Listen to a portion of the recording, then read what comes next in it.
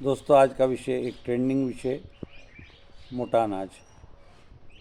तो कमोवेश अब सब ने यह मान ही लिया है, स्वीकार कर लिया है कि गेहूं की रोटी हमें कहीं ना कहीं नुकसान देती है, शुगर बढ़ाती है, अन्य अन्य विषय अलग है।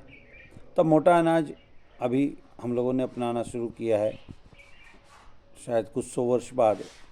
अब इसमें भी एक गड़बड़ हो गई कि हम मिक्स आटे की रोटियां खाने लगे। मिक्स माने बहुत सारे मोटे अनाज, तरह तरह के मोटे अनाजों को मिलाकर उनका आटा बनाकर हम लोग उसकी रोटी बना रहे हैं। फिर गड़बड़ हो रही है। अब गड़बड़ क्या हो रही है कि हर अनाज के पकने की और पचने की समय अवधि अलग अलग है। जब हम एक मोटे अनाज के मिक्सचर की बनाई हुई रोटी का प्रयोग करते हैं तब फिर पाचन क्रिया गड़बड़ होती है। मोटी मोटी सी बात है, ज्वार किसी और समय में पच पाता है, बाजरा किसी और समय में पच पाता है, मंडुआ किसी और समय में पच पाता है, माने कि टाइम अलग अलग है पाचन।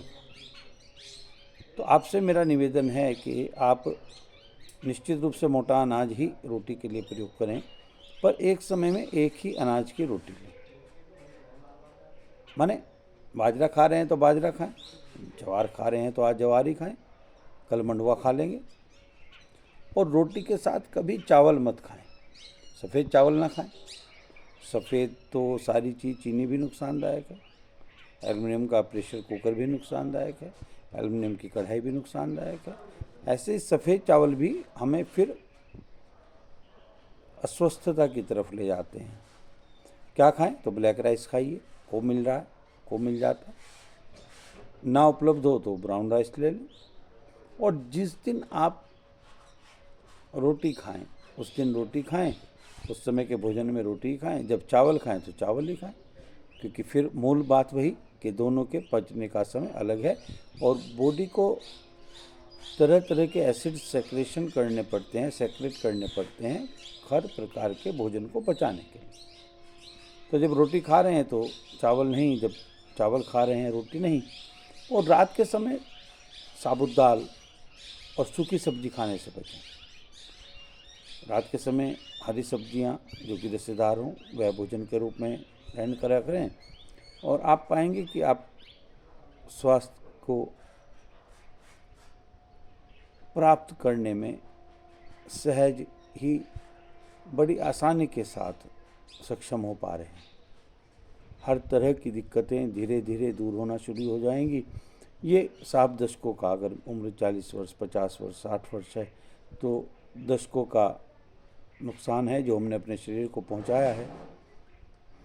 इसको सुधरने में थोड़ा समय तो लगेगा, पर सुधर जाएगा, यह निश्चित है।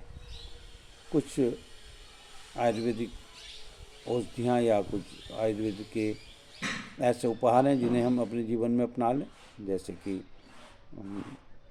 अर्जुन की छाल की या उसका पाउडर बनाकर उसकी चाय, जैसे कि त्रिफले का सेवन। इन विषय पर अलग से एक दिन बात कर ली जाए। आशा है आप मेरी बात समझ गए होंगे। एक समय में एक ही मोटे अनाज का आटा, चावल, ब्लैक ना हो सके तो ब्राउन, और जब चावल तब रोटी नहीं, तब रोटी तो चावल नहीं, रात के समय सूखी सब्जी नहीं। इतना भर करने से आप अपने आप को, अपने परिवार को काफ़ी हद तक स्वास्थ्य की दृष्टि से सुरक्षित रखने में सक्षम हो पाएंगे। अगले विषय के साथ आपसे जल्दी ही भेंट करने का प्रयास करूंगा, निवेदन करने का प्रयास करूंगा अपना मत जीवन के बारे में। तब तक के लिए आप अपना, अपने परिवार का, अपने शुभ चिंतकों का ध्यान रखें। ऐसी मंगलमय शुभकामनाएं। जय राम, श्री राम, भारत माता की जय, वंदे मातरम।